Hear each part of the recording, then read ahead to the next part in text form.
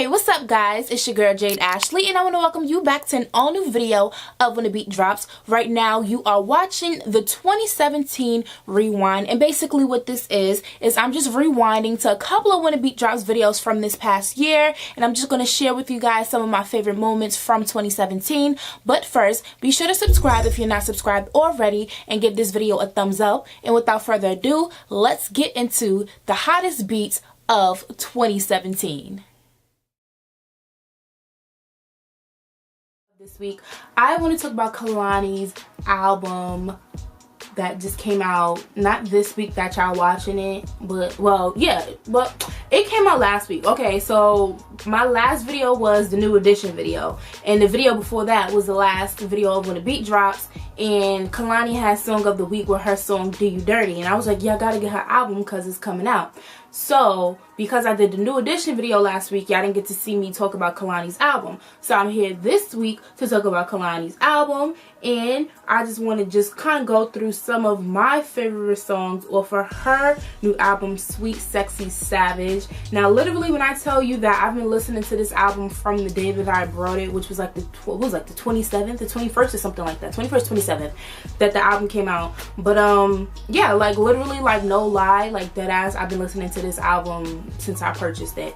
So I just kind of want to run down, not every song, but just talk about the songs that pretty much has been like a constant repeat on my playlist, basically. So basically what she's singing in the song Advice is, I need to start taking my own advice. So she was like, how is the man of my dreams not a man of his word, and how is the man for me a man enough to make me hurt? You know, this time I need to take my own advice, take my own advice. So that's what that song is about, but that's definitely one of my favorite songs as well. And then Do You Dirty, like I said, was my last song of the week when I did the last video of When the Beat Drops, and I kind of talked about, you know, basically her issuing a warning, you know, don't fall in love with me because I could do you dirty, like just a warning. Like I said, you know, the name of that album is SweetSexySavage, so she kind of gives you all three sides with the music on this album. And then following Do You Dirty is my favorite, my absolute #1 favorite song on this album. And when I tell you, this is one of those songs that when you hear it for the very first time, it's very rare, especially nowadays, for you to hear like a song for the first time and you just be like, no, I love it from the very first listen. And that's what this song is. And the song that I'm talking about is her song Escape. And basically what she's saying in this song is, you know, I don't really want to be, you know, too much of a distraction for you. I want to be more kind of like an escape from you, from like, you know, your everyday or whatever. So I don't want you to kind of like cling on to me or put too much in it, because then, you know, I'm trying to be an escape. So I absolutely love that song. Like literally the other day while I was out in the street, like I had the song playing and I just put it on repeat. So like I just kept listening to it over and over and over. I'm telling you, if you get this album, listen to Escape. I know you're supposed to listen to, you know, in order. Do that. But I guarantee you, when you hear the song Escape, you're going to want to listen to it more than one time. My last note of last week, I did say to you guys to tune into the new edition movie on BET. I talked about how excited I was to watch the 3-night event that went down this week, and now I'm back to actually talk about it, give my review, tell you what I thought, what I liked, what I probably didn't like. So if you're interested in hearing what I had to say about the new edition movie on BET, be sure to stay tuned for more. Okay guys, so let's dive into this review. Now, if you definitely watched my last video of When the Beat Drops, I expressed how excited I was for this movie and how I talked about how New Edition was definitely one of my favorite male R&B groups of all time.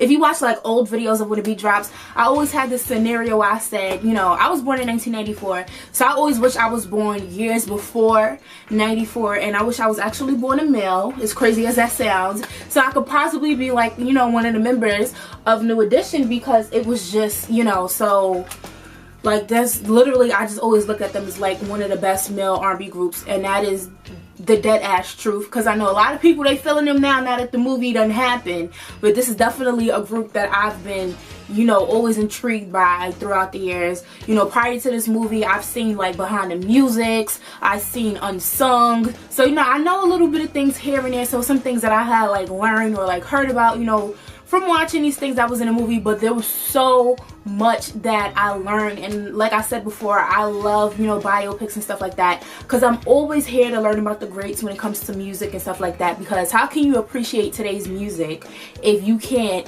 you know, learn and appreciate the influencers? So when this movie was, you know, set in stone, or when it, you know, was coming about, I definitely talked about it a while ago. So now that it's finally here, there's no way that I was going to pass up this opportunity to talk about the movie within itself just in one video alone. So we can just get started. And I am excited to talk about this, and that is the success of Cardi B's latest single, Bodak Yellow. So probably, I want to say maybe 3-4 videos ago, I made Bodak Yellow like my song of the week, and literally like this song is just taking off, like literally taking off. Like she's on her second mixtape, you know, she's had songs and stuff like that that everybody's, you know, been bumping to. You know, I feel like her first big single was Whatever, or for her first mixtape. You guys know that when her latest mixtape came out, Gangsta Bitch Music Volume 2 came out. I let y'all know that her song Lick was actually one of my favorite songs, but none of those songs amounted to the success that she's seeing with Bodak Yellow. So like literally now this is a charting song. Like this song is charting on the charts. So I was looking up some of the numbers and stuff like that. So right now she is actually number 12 on Billboard's Hot R&B and Hip Hop Songs. I believe she entered into Billboard's Hot 100. She's currently, the last time I checked, was number 3 on iTunes Top Songs and just in general and stuff like that. You know, she's getting recognition from artists such as Missy Elliott. That's Missy Elliott, number 1. The Missy Elliott said that she likes her song. Nori, you know, he was in the Breakfast Club last week, and you know, he bigged her up. Was it last week or this week? Well, he was recently in the Breakfast Club, and you know, basically gave her props and stuff like that. Idris Elba, I know Idris Elba, I don't know what he was doing an interview for or where the interview was at, but I seen it on social media, and basically they was asking him, would you choose between Cardi B's Bodak Yellow or DJ Khaled's Wild Thoughts? And he said, oh, I'm definitely gonna have to rock with Cardi. So just to see all of the success that she's, you know, reaching and stuff like that, you know, she's always been open on social media. You know, she's always expressed her aspirations to do well in music, and to even, you know, continue to succeed in music and stuff like that. She made the decision to quit loving hip-hop so she can focus on her music and really become a rapper. And you know, just the work that she's been putting in is definitely showing within, you know, the success of her music, and I couldn't be more happy for her. Like literally walking down the street, people, males, females, blasting Bodak Yellow. So I just want to give a huge shout out to Cardi B. Congrats on all her success. Just seeing her win right now is literally making me happy inside, and I just hope that she continues to soar. So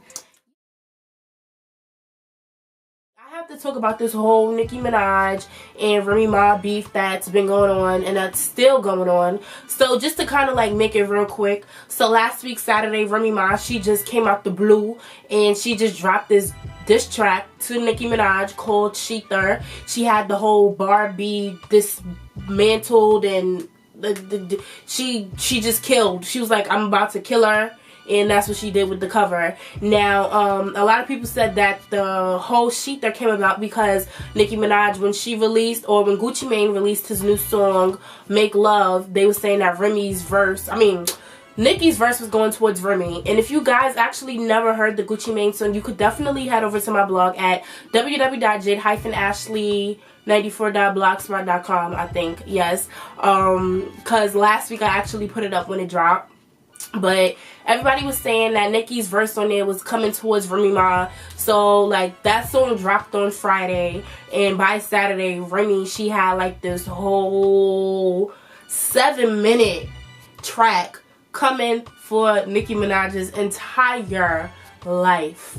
Like, now this whole, are you team Remy or are you team Nicki? The way I've been looking at this whole situation is, this is the Bronx versus Queens. I'm from Brooklyn, so I'm just sitting here watching like, okay. So, just a rundown of what Nicki talked about in this whole diss track, Sheether. She talked about her body parts. You know, everybody talks about how, you know, Nicki's body is fake. So she sat here and talked about how her butt shots was deflating and Meek couldn't hit it for like 3 months or something like that. She called her out on how she left Safari for Meek, and she talked about how she slept with Trey Songz and Ebro from Hot 97. She talked about how she had a ghostwriter. She talked about her brother, you know, because her brother had like that whole case going on, and you basically saying, you know, all you parents to your bobs, all the parents to the bobs out there, you need to watch who your children is worshiping, because her brother is a pedophile and she paid for his whole wedding. Like, it was just like she went there. And the first thing that Nicki Minaj automatically said was she brung up the record sales because, you know, Remy and Fat Joe just released the album Platinum. It's something in Spanish. I can't speak Spanish. But they just dropped the album, and basically Nicki was like, yo, you sitting here talking about me, but your record sales come nowhere close to mine. And that's pretty much all she said. And everybody was like, Nicki, look, this is rap. We're not talking about record sales. We're talking about bars. Like, what you gonna do? So, literally all week, we've been waiting for Nicki to respond. And Nicki has not said anything. Like, literally, the only thing Nicki been doing is minding her business. She's been shooting music videos. She shot the music video for Gucci Mane, to Make Love. And then she shot another music video with The Future. We don't know what that's for. You know, he just dropped 2 new albums. So we don't even know if that's the video for his album, or maybe she got some new music coming on the way and that's for her project. We don't know where that music video came from. Right now, she in Paris at Paris Fashion Week. Like, she just has not been responding whatsoever. And what's crazy is that a lot of people thought that that Remy had came from Nicki a while ago, because I remember when Remy dropped the Wait a Minute remix, and you know, everybody's like, oh my gosh, she's talking about Nicki Minaj. Now me, I didn't really feed into it because we live in a society where it's normal to pin women against women and bring them down and have them be catty and fighty or whatever. But when Remy and Fat Joe was promoting their album, you know, they asked her like, yo, everybody thought that you was talking about Nicki. She was like, no, I wasn't. She was like, if I ever talk about anybody, I'm going to say your name. And literally when she was like, she said Nicki Minaj's name is Sheetha. But right before I was about to press record and do this video, tell me why, Nicki dropped another diss track, a second diss track. So like I told y'all, Nicki Minaj, she ain't been saying nothing, and Remy dropped a whole nother track. So she dropped another thing coming towards Nicki. She used one of the pictures that Nicki had posted throughout the week and created a whole new, like, what's that thing where when a person dies and they're like laid out on the street and they have like the chalk thing or whatever. I don't know what that's called. Somebody comment below and let me know before I put it in the video or whatever. But she created a whole thing like that basically, and the new track is called Another One, and literally it just premiered on Funkmaster Flex show on Hot 97, so I'm listening to it. And now I'm here to talk about JayZ's new album, 444, if that's what you want to call it, or 444, whatever. But JayZ, he recently dropped a new project on Tidal in collaboration with Sprint. It's everything. Everybody is talking about it. So of course y'all know I had to come back and talk about it myself. So if you're interested in my thoughts on JayZ's new album, definitely stay tuned for more. Alright guys, so let's dive into this album. So we all know, and if you don't know, for those who didn't listen to it, because I know some people was like, I ain't got Tidal, and you know, I didn't hear it. I personally, when Tidal first came out, I signed up for it. It's just that I was never using it, so I just kind of like was just letting it sit there. Like, I unsubscribed the thing, so it wasn't charging me unless I wasn't using it. But, you know, I just kind of like reinstated it for like this one special thing. But, you know, Tidal already had my info. I already had login information and all of that. So for this, you know, special occasion, of course, I had to use the Tidal account that I created a while ago, or whatever the case may be. But, so yeah, the first track on the album is Kill JayZ. Now, prior to the album dropping and stuff like that, there was these 444, you know, advertisements that was popping up all over New York City. Now me, I live in New York, and for whatever reason, I was not noticing this, or I just see too much stuff on a regular basis that shit literally goes over my head. And that was definitely the case with this one right here. So I really didn't pay attention to it until it like hit social media, and everybody was like, what is this 444 stuff? And then it was like realizing that it was in collaboration with Tidal, and everybody was like, oh my gosh, JayZ's about to drop a new album. And then I was like, are y'all sure? Because, you know, it's been, you know, speculation of JayZ's album, and then, you know, it's supposed to be a JayZ and Beyonce collaboration album. So I really wasn't too sure. And then they finally dropped a trailer that featured Danny Glover and Mahershala Ali from Moonlight and Hidden Figures. So it looked like they was dropping a movie or something like that that was just going to be on Tidal. And then shortly after that, it was announced that JayZ definitely was coming out with a new album. So, you know, we knew it was coming. It was only a matter of time. We always wanted to know what was he going to talk about. I think his last album was Magna Carta Holy Grail.